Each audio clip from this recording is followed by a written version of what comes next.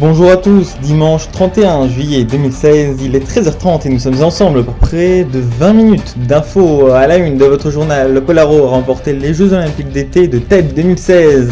Le Comité International Olympique a donné les résultats il y a quelques jours. On fera le point en direct de TED avec Marine Couturier. La campagne pour les élections philiciennes a débuté. Le tour unique de ces élections parlementaires a été décalé d'une semaine pour permettre à l'Australie nouvellement entrée dans l'Union d'y prendre pleinement part. Nous serons en direct de l'Australia qui est donc devenu le 7e pays membre de la plus grande union internationale du monde GC. Toujours sur ce sujet, nous ferons également le point sur la campagne à venir. Nathanaël Dallion a annoncé qu'il serait candidat à sa reconduction avec le soutien du Parti social-démocrate félicien. Face à lui, la conservatrice mairesse de la capitale du Tasman australien, Kate May, qui fait figure de principale opposante. Un débat sera d'ailleurs organisé entre les deux principaux candidats mercredi soir prochain à 21h sur le bunker de Squirrel, mais ils ne sont pas d'ailleurs les seuls à se lancer dans la course à la présidence. Alexander Weston s'est également déclaré candidat sur Squirrel pour l'extrême droite philicienne. Point complet sur ces élections dans votre édition. Il va y avoir du changement dans votre télévision. Caroline Nelly, la ministre nationale de l'Éducation, de la Culture et du Patrimoine, a dévoilé ce matin la réforme de la télévision provinciale. Première mesure de la présidence Castle depuis le passage à la 3ème République. Les chaînes au numéro supérieur à 12 seront définies en fonction des provinces. On vous explique tout dans un instant.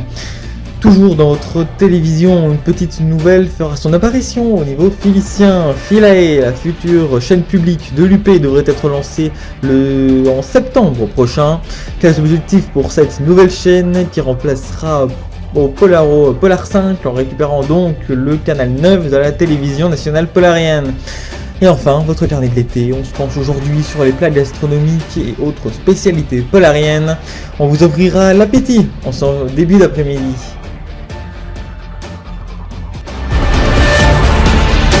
Voilà qui fera définitivement oublier l'échec de Galax. Le comité international olympique a publié il y a quelques jours les résultats des épreuves réelles d'aviron et de tir à l'arc, dernière compétition dont nous ne connaissions pas encore les résultats, ainsi que les classements définitifs de ces seconds Jeux Olympiques de Génération City.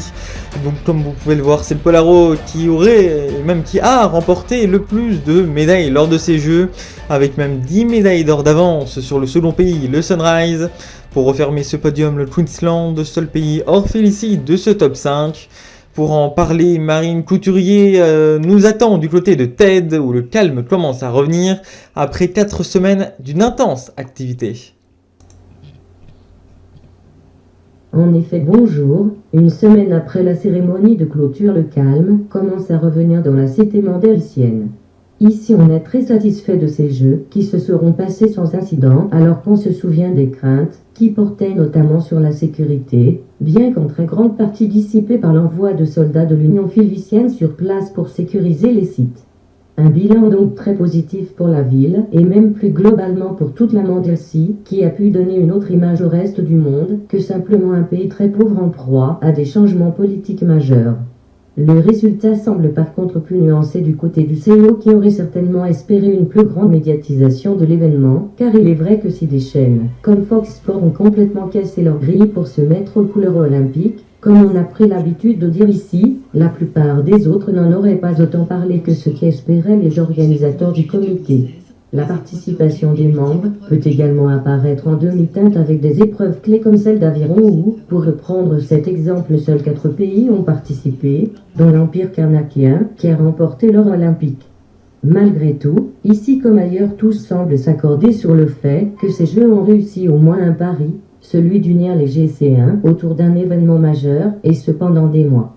La participation de membres venant de Ceylon est également très saluée, tant par les commentateurs que par la population ici, symbole que la fraternité sportive est plus forte que les frontières. Merci Marine, vous êtes la nouvelle envoyée permanente de Polaro TV en Mandélicie.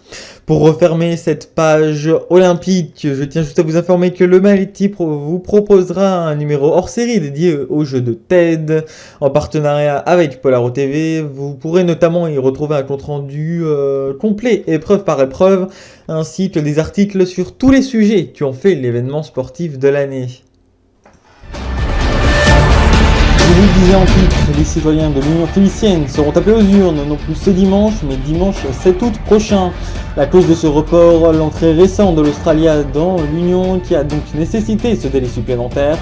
Juste avant de parler plus en détail de ces élections, on part tout de suite en direct à Edinburgh pour justement parler de l'intégration de l'Australia dans l'UP. L'Australia s'était prononcée début mai, par le biais d'une consultation publique comme l'avaient annoncé les conservateurs durant la campagne, tandis que les travaillistes préconisaient de négocier une entrée entre gouvernements. Cette consultation a débouché sur un score de 56,7% en faveur d'une entrée dans l'UP, avec des disparités très importantes entre l'Est, qui a dit oui à 72% et l'Ouest à seulement 50,2%. Le gouvernement de Matt Lewis est lui en faveur d'une entrée. Celui-ci pense en effet que cela permettra à l'Australie de gagner en poids à l'international, mais aussi de voir son économie se développer et créer des emplois dans le pays. On écoute Matt Lewis, l'entrée de l'Australie dans l'UP est une chance pour nous comme pour l'UP. L'Australia possède une économie solide et florissante. Entrer dans l'UP, c'est créer des ponts avec les autres nations philiciennes, c'est collaborer. Une unité des pays philiciens est la clé pour une économie philicienne, et donc australienne, avec moins d'incertitudes et par conséquent plus de croissance et d'emplois.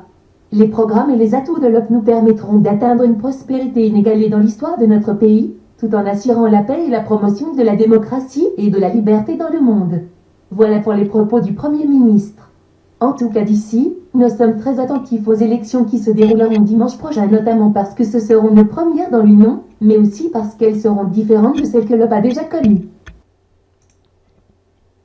Merci Cassandra, on reviendra vers vous un peu plus tard. Ces élections, vous venez de l'entendre, donc de notre envoyé spécial sur place, qui vous le disait il y a un instant, seront donc inédites, car les 450 députés élus dimanche prochain voteront non seulement pour les textes de l'Union philicienne, mais aussi et surtout ce sont eux qui éliront le prochain ou la prochaine présidente de l'UP.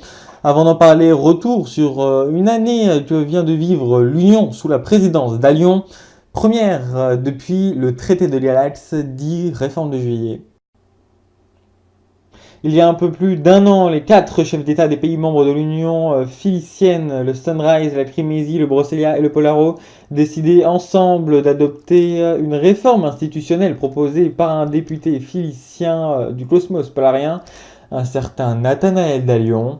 Cette réforme mettait notamment fin à la double casquette de président, dont George Winston aurait été le dernier à être concerné par à la fois la présidence de son pays, le Sunrise, mais également au titre de représentant de l'Union philicienne. Cette pratique était pourtant monnaie courante auparavant. On se souvient notamment de Freddie Howard qui avait également cette double casquette. Un an après, il semble aujourd'hui inimaginable qu'un chef d'État cumule les deux fonctions. Et on peut donc dire que sur ce point, la réforme aura été un succès. Ce nouveau traité prévoyait également la création de commissions dont les directeurs et commissaires philiciens étaient nommés par les gouvernements nationaux. Mais là, le succès est beaucoup plus mitigé. Si certaines commissions ont lancé des projets comme la chaîne Philae pour la culture ou encore la création de grandes compétitions sportives à l'échelle de l'Union comme la United Cup qui peuvent se vanter de participer au bon bilan de l'Union, beaucoup sont restés très discrètes et aucune initiative concrète de leur part n'est sortie.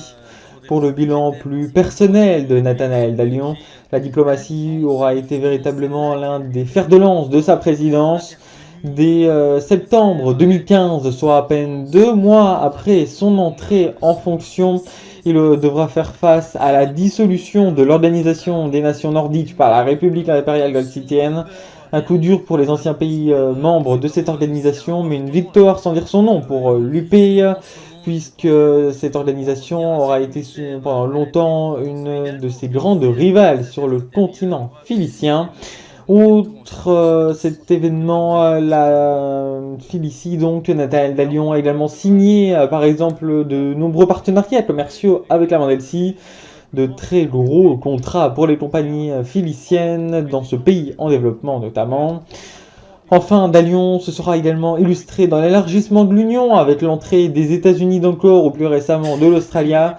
On sait notamment que c'était une volonté personnelle de sa part de voir l'Union s'élargir pour dépasser les 4 pays membres à son arrivée. En conclusion, si le bilan de Nathanaël Dallion peut être qualifié de plutôt positif, certains secteurs, et notamment l'économie, ont été mis de côté au profit de la diplomatie notamment. On retourne vers vous, Cassandra, pour reparler de ces élections de dimanche. Nathaniel Dallion est donné favori, mais sa principale opposante, l'Australienne Kate May, la conservatrice, maire d'ailleurs de la capitale du Tasman, pourrait le mettre dans une position délicate et une majorité, que ce soit tant pour l'un que pour l'autre, semble être très difficile à trouver sans accord entre les différents partis du futur Parlement félicien. Pardon. Oui, pour l'heure, 3 candidats se sont d'ores et déjà fait connaître. Le polarien Nathaniel Dallion, président sortant de l'Union désirant être réélu, et 2 Australiens, Kate May, la principale opposante à Dallion et qui entend unifier les troupes conservatrices et libérales au Parlement félicien, et l'iconoclaste Alexander Winston, candidat d'extrême droite, omni des polariens. Voici un portrait des 2 challengers de Dallion. Pour commencer, la conservatrice Kate May fait figure de principale opposante à Nathaniel Dallion. La candidate membre du parti ANP est décrite par ses collègues comme une modérée, à l'inverse de Lewis et Denver. Elle entend en effet faire converger les conservateurs et les libéraux philiciens grâce à un discours oubliant volontairement les influences et accents religieux. Elle est en effet native de l'Est catholique, à l'inverse du Premier ministre Lewis et de la secrétaire à la santé Denver, originaire de l'Ouest évangélique. Sur le plan social, elle est relativement proche des libéraux. Elle est favorable à l'avortement, l'euthanasie, bien qu'elle soit plus conservatrice sur certains sujets tels que la GPA. Sur le plan économique, elle est à l'instar de l'ANP proche des milieux libéraux. Elle se définit néanmoins comme une conservatrice fiscale attentive à l'utilisation des deniers publics et rejette la surtaxation des individus en raison de mauvais choix financiers de l'État. Forte d'une expérience de 10 ans à la tête de la Banque Royale d'Australia, banque centrale du pays, elle dispose de solides connaissances dans le domaine économique. Son projet pour l'Union félicienne est d'élaborer une union dont la voix, l'économie et la culture portent à l'international. Enfin, le deuxième challenger de Dallion, au profil bien moins sérieux et dont l'élection à la tête de l'UP est pour le moins improbable, est l'iconoclaste Alexander Winston, candidat d'extrême droite de l'ALDP, Ligue des peuples. Son objectif est avant tout de faire imploser l'Union, qu'il déteste et plus particulièrement de faire payer la Crémésie, État qu'il considère comme étant consanguin et dégénéré. Son but est de recréer avec l'ancienne présidente déchue Manon Kent une alliance des pays du Nord aboutissant à la création d'un pays unique à la race nordique pure.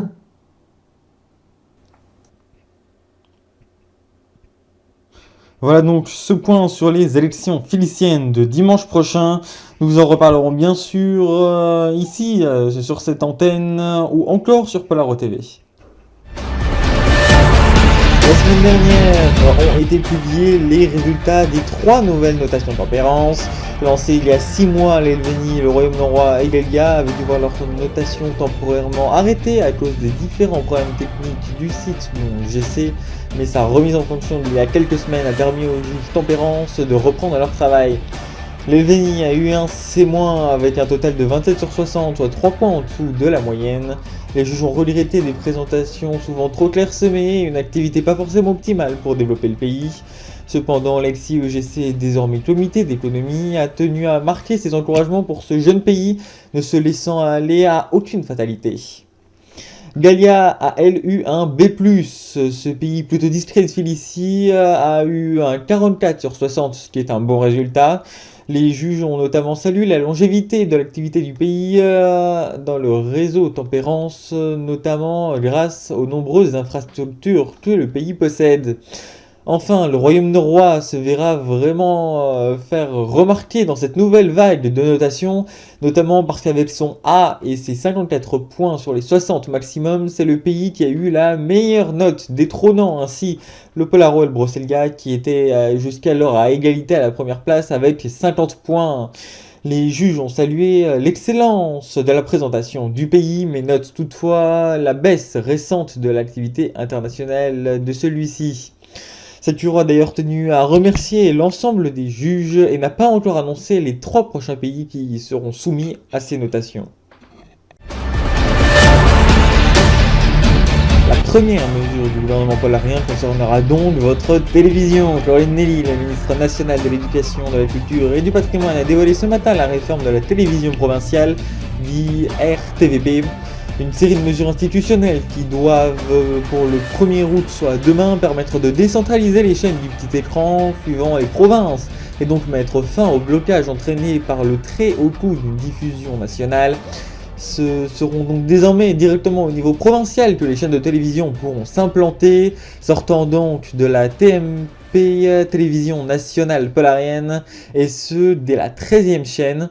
En effet, toutes les chaînes actuelles de la première LNE1 à la 12e LNE Info resteront au niveau national. Seuls les canaux supérieurs à la 13e incluse donc pourront être attribués par les provinces.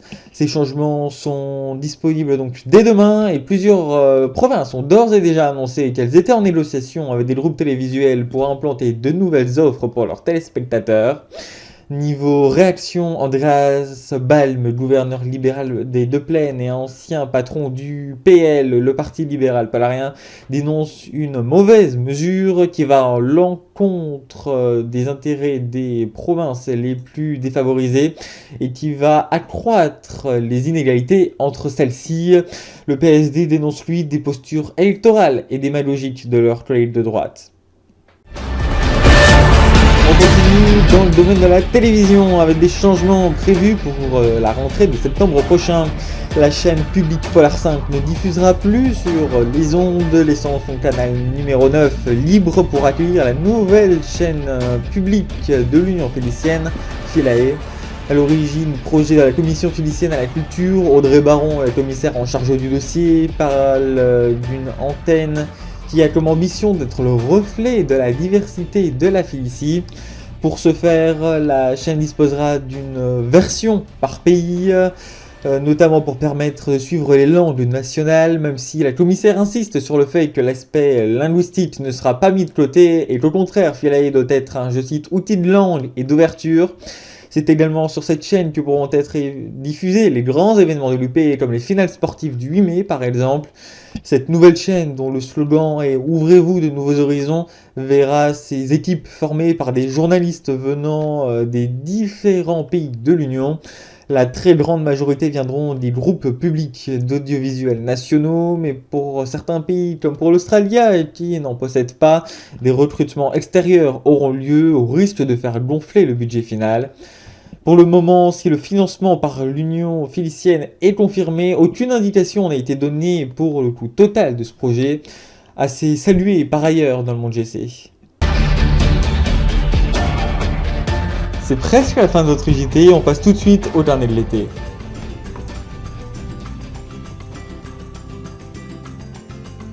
Et aujourd'hui, nous faisons le point sur la gastronomie, point clé de la culture polarienne. La nourriture polarienne est un domaine très important pour les polariens et c'est en partie ce qui explique l'importance du patrimoine culinaire national. Une grande partie de ces spécialités sont apparues sous le gouvernail, ce qui n'a fait qu'accentuer les différences entre les alimentations, car le gouvernail était un régime sous lequel les 9 provinces, car et oui, on les appelait déjà comme ça à l'époque, étaient extrêmement libres les unes des autres et chacune cultivait ses différences et ses spécificités par rapport aux voisines. Le Polaro métropolitain comporte énormément de spécialités gastronomiques avec par exemple les très connus cookies ou lasagnes polariens. Ces deux plats sont ceux qui incarnent le plus souvent la cuisine polarienne au Jeu du Monde, mais en fait ils ne représentent que surtout la cuisine de l'ouest du Polaro. Les plats des provinces du nord-est sont beaucoup plus hivernaux avec par exemple du saumon fumé ou encore des fondus et autres raclettes de fromage. Et le sud-est, composé du Sunparade et de la Prampagna, est lui beaucoup plus tourné vers les tartes aux fruits par exemple, car ils sont très abondants dans la région, avec comme ambassadeur de ces tartes aux fruits les clafoutis aux cerises de Prampagna. On passe juste au-dessus d'un seul parade, car c'est également là-bas que se trouvent les plus grands vignobles polariens de très grande qualité, de par à la fois leur savoir-faire, mais aussi grâce aux collines et aux autres types de sols très propices à la viticulture de bonne qualité. Il n'est pas rare de croiser des bouteilles de Sunparade sur les tables des grands dîners, tant à la présidence de la République du Polaro qu'à l'étranger. Avant de quitter la métropole, on peut également noter l'ostréiculture du Balac avec des huîtres connues dans tout le pays et même probablement au-delà. Mais oublier Prismerie serait une faute grave, car cette île proche du Lagos est grande par sa culture et a notamment rayonné sur tout le Polaro en apparaissant, et aujourd'hui encore, comme une terre de tendance orinéenne, à la fois proche mais suffisamment lointaine pour faire rêver des générations de Polariens. Sa proximité du Lagos lui donne également un côté exotique et inconnu de la métropole. Pour en revenir à la gastronomie, l'île est surtout connue pour son bœuf prismérois cuisiné dans de grandes marmites enfantes. Le bœuf prismérois est un plat composé de bœuf, donc comme son nom l'indique, le principal animal présent sur l'île, mais également de plein d'autres ingrédients abondants à Prismerie, comme les carottes ou encore les champignons. La légende voudrait que ce plat eût été créé par Hélène de Lagos pour son mari Éric Deltas, frère du gouverneur du Polaro, dans les années 1445, et ce mythe participe en assez grande partie à la popularité et à la légende qui tourne autour de ce plat. Vous aurez donc pu le constater, des lasagnes cookies en n'oubliant pas le bœuf prismérois ni le vin du Sun Parade pour accompagner le tout, ainsi que quelques huîtres du Balac pour l'apéritif. Le Polaro est une terre de gastronomie depuis des siècles et le pays espère que toutes ses spécificités culinaires pourront bientôt être classées au niveau mondial et ainsi être reconnues par le monde entier. C'est la fin de notre édition, merci beaucoup de l'avoir suivi jusqu'au bout. L'information ne s'arrête jamais sur Squirrel @PolaroTV ou sur son site internet. Merci d'avoir suivi ce 13h30 et à bientôt, bon après-midi sur les chaînes du groupe Polar TV.